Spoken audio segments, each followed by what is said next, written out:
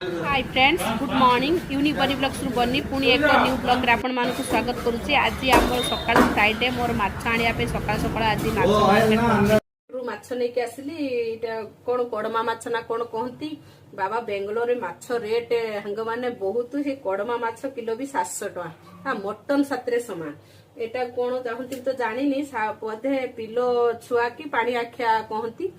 ये भी 300-400 टका किलो आनी हल्दी लुण पकई भी गुड़े रखीदेवी आउट रखुच्छी ब्रेड अंडा आनी सका ब्रेड आमलेट बनैबी एपटर आसिक चाहा बसई देती एपटर एपटर भी मैगी बसई देती मैगी मसला बनाइबी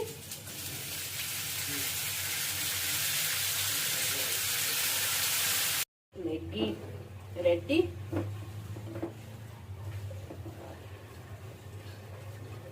एबे बनैबी ब्रेड आउ आमलेट कारण ब्रेड आमलेट गरम गरम ही